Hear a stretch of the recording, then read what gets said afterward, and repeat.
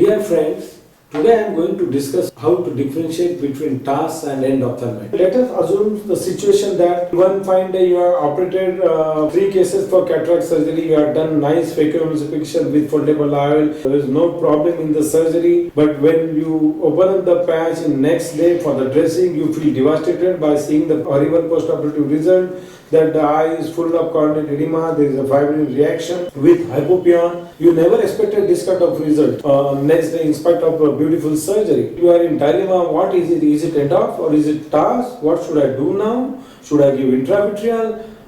And whether to continue the surgery for the next day. So here I am going to tell you how you can differentiate the TASS from infectious endophthalmitis. So what is TASS? TASS is sterile post-operative inflammatory reaction caused by non-infectious substance which enters into anterior segment during the surgery and it causes toxic damage to intraocular structures. TASS is very difficult to differentiate it from the infectious endophthalmitis because there will be a severe inflammatory reaction with fibrin development with hypopyon in both situations, as TASS as well as in endophthalmitis. However, there are certain clinical features which can definitely differentiate it from the infectious endophthalmitis, these are called as hallmarks of TASS. Like the onset is within 12 to 24 hours, limbus to limbus corneal edema, vitreous is relatively clear, and dramatic response to steroid.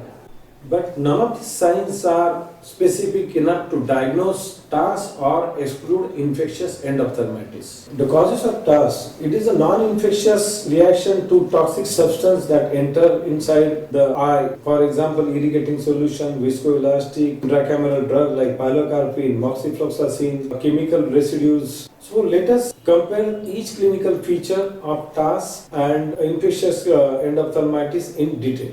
Coming to the onset, TASS usually appear between 12 to 24 hours after the surgery, and acute endophthalmitis usually develop between 4 to 7 days. However, certain fulminant endophthalmitis like Pseudomonas endophthalmitis or Bacillus cereus endophthalmitis can develop within 48 hours time, but their presentation usually later as compared to TASS. Comparing to the visual symptoms, in TASS there will be a blurring of vision or mild to moderate visual loss. However, in acute endophthalmitis, visual loss can be profound. In TASS, there will not be any pain or there will be just mild to moderate type of pain. However, in endophthalmitis, there will be a severe pain and pain can be present in 75% of endophthalmitis cases. Symptoms like headache, increasing redness, discharge, photophobia are more in endophthalmitis and they usually absent in TASS.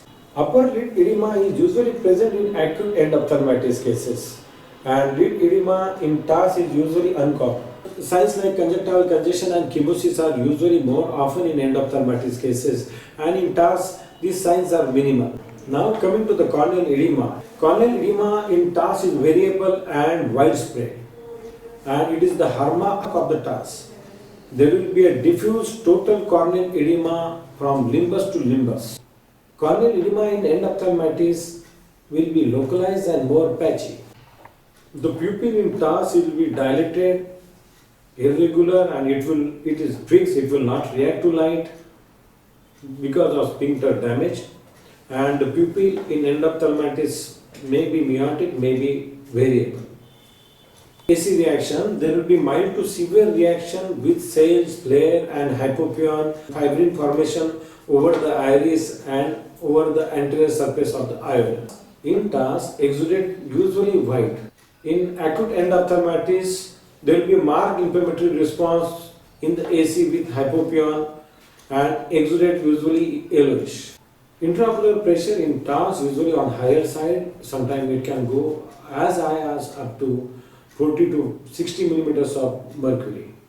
Intraocular pressure in endophthalmitis is usually normal. The fundal glow in TASS will be normal or mildly poor, but fundal glow in endophthalmitis will be poor or absent. In TASS, fibrinoid reaction usually in anterior chamber, there will be no retinal involvement. However, in endophthalmitis, there will be a retinal periphlebitis and mid-peripheral retinal hemorrhages in early stages. In TASS, vitreous is usually clear and in endophthalmitis there will be a marked inflammation in the vitreous. In B scan, in TASS, vitreous cavity is usually clear, whereas in endophthalmitis there will be mild to moderate echoes in the vitreous cavity. Gram stain and culture from the vitreous tab and AC tab will be negative in TASS cases, however they usually comes positive in acute endophthalmitis. So there will be a dramatic response to steroid in TASS cases, however in endophthalmitis there will be a temporary suppression of inflammation because of visual outcome usually better in cases of TASS as compared to acute endophthalmitis.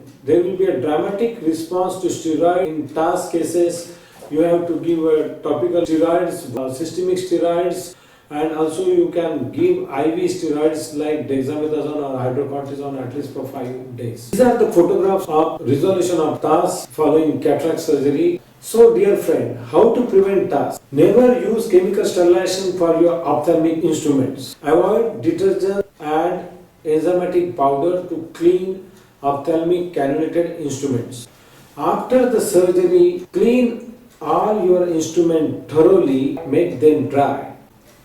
If you are using ultrasonic cleaner to clean your instrument, then change your bath solution every time.